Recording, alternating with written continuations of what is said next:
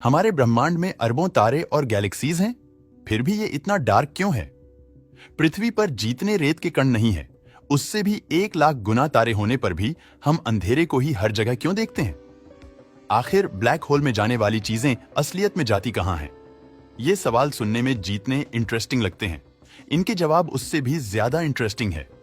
ऐसा इसलिए है क्योंकि इन सवालों का जवाब विज्ञान के सबसे खतरनाक पैराडॉक्स से होता है, जिनकी चर्चा हम आज के इस वीडियो में करने वाले हैं।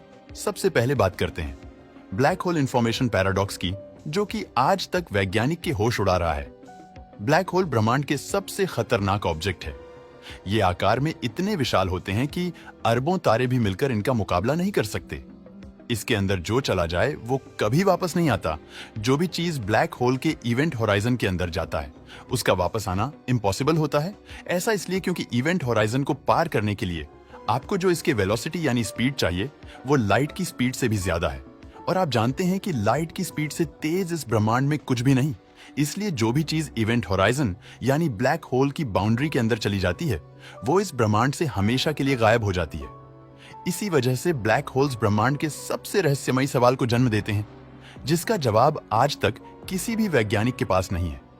क्वांटम फिजिक्स के मुताबिक इंफॉर्मेशन यानी डेटा को किसी भी तरह से डिस्ट्रॉयड नहीं किया जा सकता है।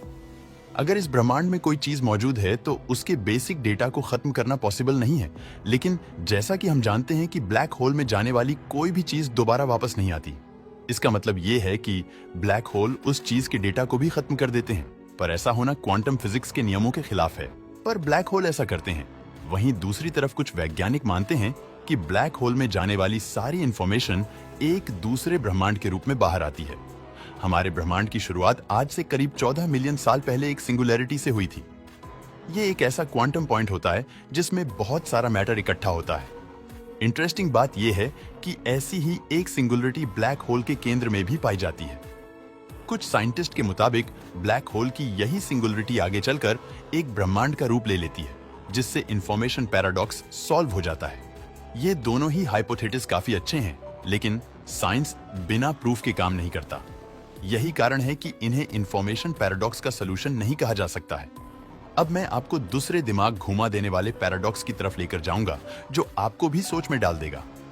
दी ऑल्वर्स पैराडॉक्स हम बचपन से पढ़ते आ रहे हैं कि हमारा ब्रह्मांड बहुत ही विशाल है और इसमें मौजूद तारे अनगिनत हैं, जिन्हें गिना भी नहीं जा सकता। लेकिन इस फैक्ट के बावजूद जब हम रात के आसमान को देखते हैं तो वे हमें बिल्कुल डार्क दिखाई देता है। अगर हमारे ब्रह्मांड में अनंत तारे हैं तो उनके द्वारा रिलीज की गई लाइट पूरे आसमान को उजागर क्यों नहीं करती? ऑल्बर्ट्स पैराडॉक्स इसी क्वेश्चन पर आधारित है। आइए इसके बारे में अच्छे से जानते हैं। मान लीजिए आपको ये घने जंगल में छोड़ दिया जाता है, जहां चारों तरफ पेड़ों की संख्या एवेनली डिस्ट्रीब्यूटेड है। ऐसे में आपको लाइट की एक किरण भी नहीं दिखाई देगी, क्योंकि उन पेड़ों ने सारी लाइट को ब्लॉक कर रखा होगा। लेकिन अगर इसी चीज को अपोजिट करके देखें तो हमारे ब्रह्मांड में मौजूद अनगिनत तारों की लाइट चारों तरफ दिखाई देनी चाहिए और अंधेरे का एक तिनका भी नहीं बचना चाहिए। लेकिन असलियत में ऐसा नहीं है।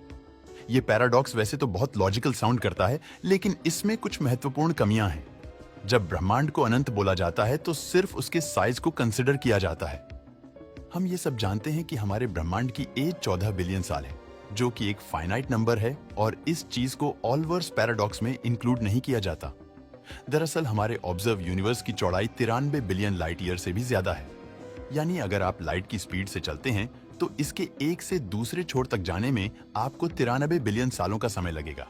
आसान भाषा में कहें तो भले ही हमारा ब्रह्मांड अनंत हो, लेकिन उसका वह हिस्सा जिससे लाइट हम तक पहुंच सके वह फाइनाइट ही है। यही कारण है कि हमें चारों तरफ तारों की रोशनी नहीं दिखाई देती। इसके अलावा प्रकाश की इंटेंसिटी डिस्टेंस के साथ कम होती जाती है, जिस वजह से वे विजुअल स्पेक्ट्रम से भी लो एनर्जी में चली जाती है और उसे बिना किसी इंस्ट्रूमेंट के देखना इम्पॉसिबल हो जाता है। इन्हीं दो कारणों की वजह से हमें रात का आसमान सूर्य की तरह चमकता हुआ नहीं दिखाई देता। दोस्तों, वीडियो पसंद आया हो तो लाइक और शेयर करें